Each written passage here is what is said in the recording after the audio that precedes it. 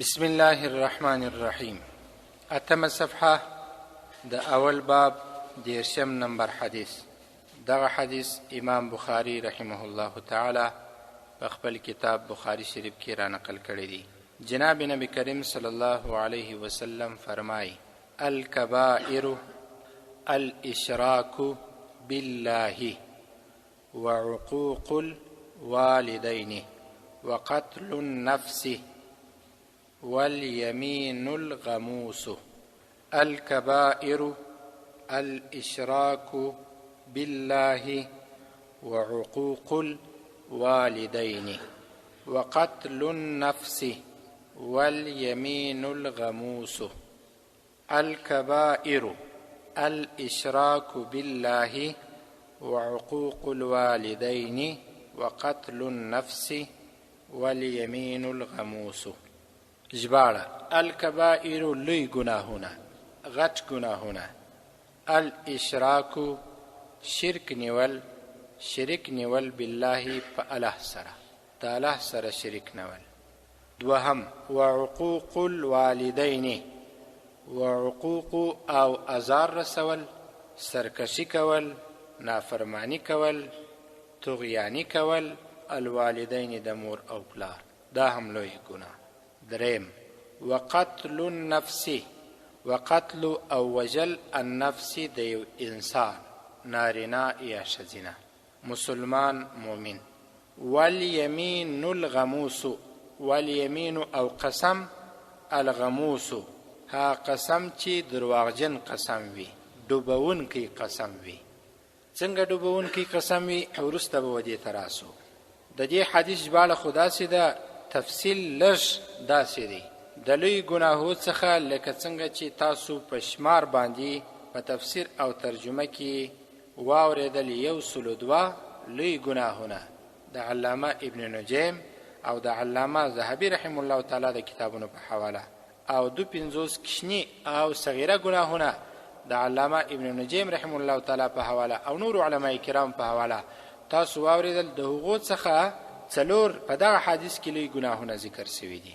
په نورو احادیثو کې 9 راغلي دي، په نورو احادیثو کې 10 راغلي دي، په نورو احادیثو کې بیا ډېر راغلي دي. خو جناب نبی کریم صلی الله علیه وسلم لوی ګناهونه په دغه حدیث کې 4 ذکر کوي. اول د الله سره شریک نیول په هر معنا باندې، د الله په کارونو کې، د الله په صفاتو کې، د الله په نومونو کې د الله سره شریک نیول، د الله رب العزت له طرفه مبغوض انسان دی او دا لوی ګناه ده. بې له توبې دغه ګناه نه معافي شي. دوهم وعقوق الوالدین، دوهمه لوی ګناه د مور او پلار ازار دی.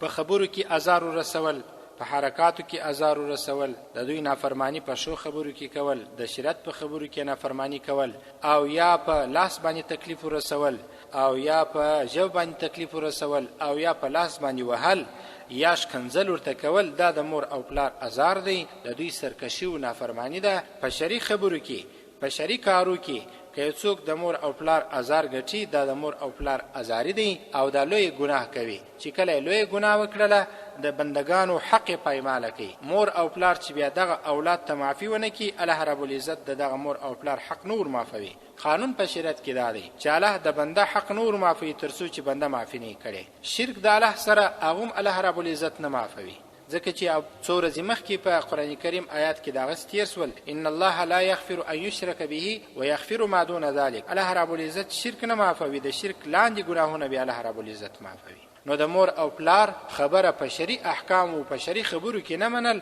دا لوی ګناه ده. او که مور او پلار اولاد ته د دې امر وکړي چې د ګناه کار وکړه، بیا یې خبره منل ګناه ده، بیا به خبره څوک نه مني، نه منل بیا ثواب. او په شرعي احکام او خبرو کې بیا د مور او پلار خبره منل دا ثواب دی، نه منل ګناه ده. وقتل النفس، درېمه لوی ګناه د انسان نارینه یا ښځینه وژنه، د هغه مرګ، د هغه وینه تویول، دا لوی ګناه ده.